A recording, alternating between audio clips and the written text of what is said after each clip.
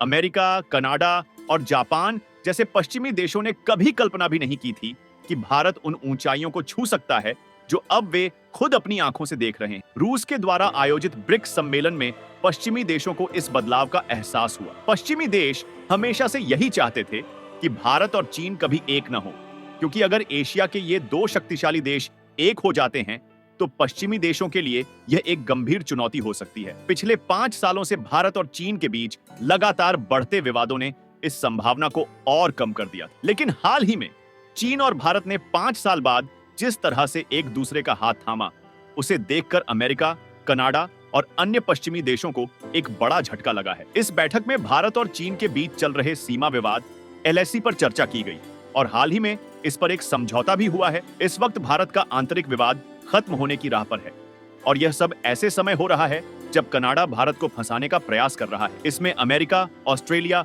और यूके भी कनाडा के साथ भारत के खिलाफ खड़े हैं। इस ब्रिक्स सम्मेलन में भारत और चीन के बीच हुई द्विपक्षीय वार्ता भारत को नई ऊंचाइयों तक ले जाने के लिए महत्वपूर्ण मानी जा रही। पूरे घटनाक्रम को विस्तार से समझते हैं, लेकिन आगे बढ़ने से पहले कृपया इस वीडियो को लाइक करें और चैनल को सब्सक्राइब कर दें, क्योंकि आपका 1 सेकंड हमारे लिए बड़ी मदद करता है। दरअसल रूस में हो रही ब्रिक्स बैठक पश्चिमी देशों के लिए चिंता का कारण बन गई। ब्रिक्स की शुरुआत 2009 में हुई थी, जिसमें ब्राजील, रूस, भारत, चीन और दक्षिण अफ्रीका शामिल थे। यह समूह विकासशील देशों के सहयोग के लिए गठित हुआ था, लेकिन अब इसका स्वरूप पूरी तरह बदल चुका है। वर्तमान में ब्रिक्स में 10 सदस्य देश शामिल हो चुके हैं। 2023 में 5 नए सदस्यों के जुड़ने के बाद यह संगठन पश्चिमी देशों के सामने एक शक्ति के रूप में उभरने लगा है। रूस में हो रही इस बैठक पर पूरी दुनिया की नजरें टिकी हुई हैं और कई गैर ब्रिक्स देशों ने भी इसमें शामिल होने की इच्छा जताई है। यहाँ तक कि कुछ नाटो सदस्य देश भी ब्रिक्स का हिस्सा बनना चाहते हैं, जिससे यह पश्चिमी देशों के लिए एक बड़ी चिंता का विषय बन गया है। आश्चर्यजनक यह है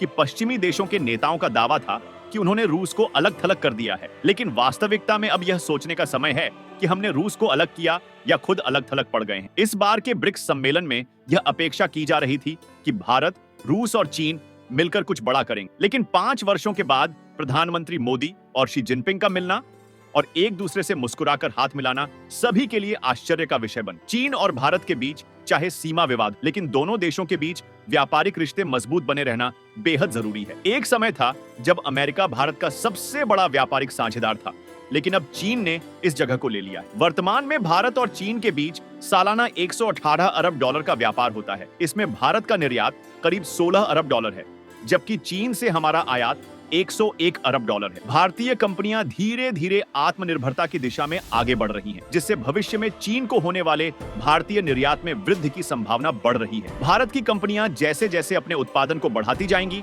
वैसे वैसे हम चीन से किए जा रहे आयात को कम कर पाएंगे। वर्तमान में हम चीन को मुख्यतः कपास, कृषि उत्पाद और फार्मास्यूटिकल्स का निर्यात करते हैं, जबकि चीन से इलेक्ट्रॉनिक उपकरण और मशीनरी का आयात करते हैं, जो भारत के लिए आर्थिक रूप से लाभकारी साबित होता है।